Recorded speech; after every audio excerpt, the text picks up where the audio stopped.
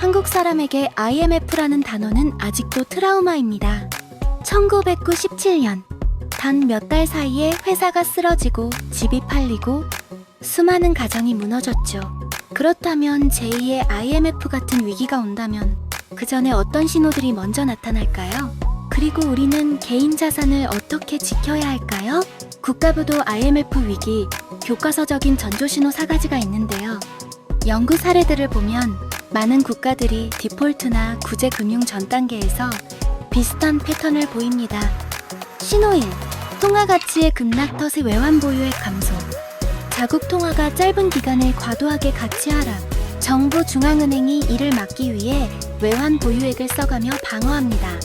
그러나 방어가 반복될수록 외환 보유액이 줄어들고 시장은 이제 곧 탄약이 떨어지겠다고 인식하죠.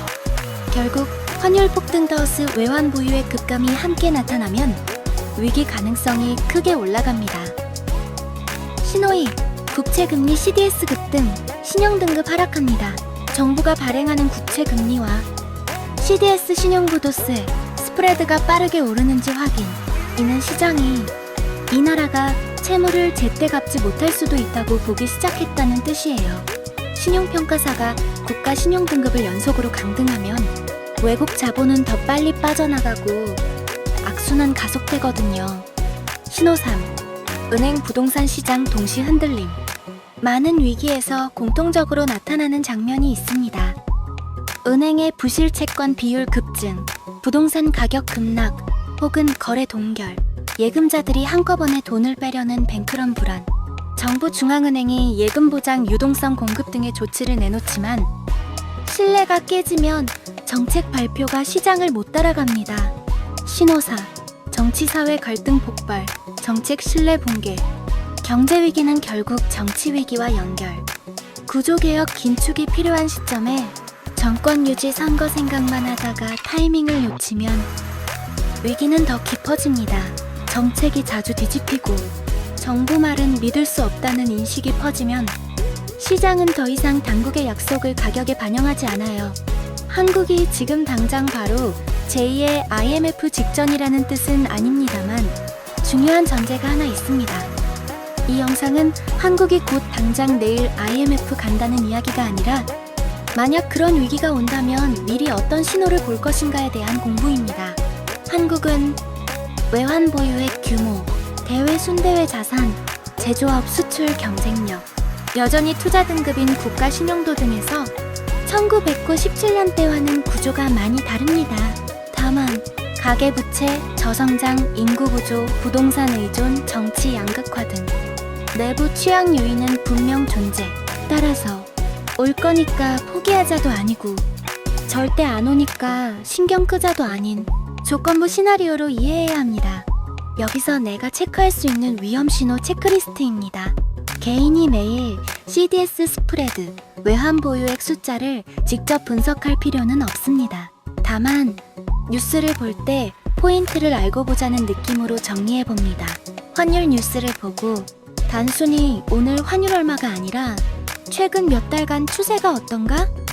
정부가 자꾸 과도한 변동성 언급하면서 방어에 나서는가?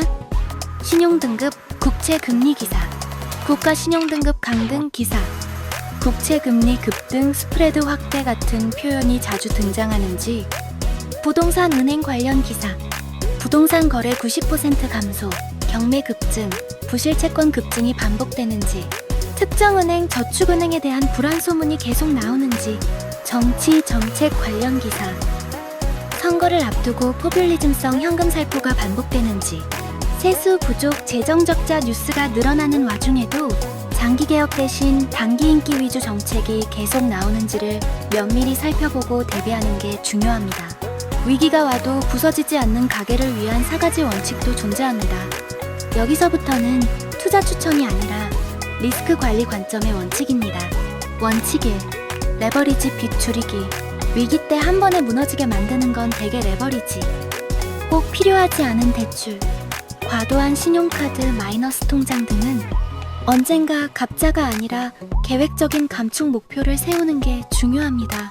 특히 변동금리 단기 대출은 우선순위로 관리하는 게 중요하죠.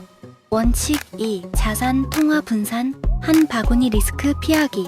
자산이 하나에 몰려있지 않게 부동산 100%, 코인 100%, 주식 100%, 원화 100% 등은 모두 위험. 각자의 상황에 맞게 현금, 달러, 금, 지수 ETF, 본인 거주주택 등 서로 상관관계가 낮은 자산으로 나누는 사고가 필요합니다. 원칙 3. 항상 유지하는 위기 버퍼 현금 쿠션. 최소 3-6개월치 생활비 정도의 비상자금을 예금, MMF 등 안전하고 유동성 높은 형태로 유지하고, 위기 시 가장 고통스러운 것은 좋은 자산을 최악의 타이밍에 팔아야 하는 상황. 현금 버퍼는 이것을 막아주는 보험 역할을 합니다. 원칙 4. 소득원 다변화. 유일하게 내가 통제할 수 있는 축. 국가 시장 정책은 내 의지로 바꾸기 어렵지만 나의 스킬셋과 소득 구조는 어느 정도 통제가 가능합니다. 위기일수록 본업의 경쟁력 강화, 온라인 프리랜서 파트타임 등 보조 소득원 탐색. 언제 잘릴지 모르는 월급 하나에 전부 의존하는 구조는 경제위기 때 가장 취약합니다. 우리는 공포 대신 체크리스트 더하기 액션으로 대비해야 합니다. 제2의 IMF라는 말은 분명 자극적입니다. 하지만 우리가 진짜로 해야 할 일은 공포스러운 단어를 되뇌는 것이 아니라 위기 징후를 체크리스트처럼 바라보고 내 가계 재무구조를 차분히 고쳐나가고 대비하는 일입니다.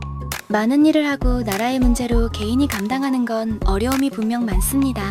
현재도 힘든 분들도 많을 거라 생각합니다.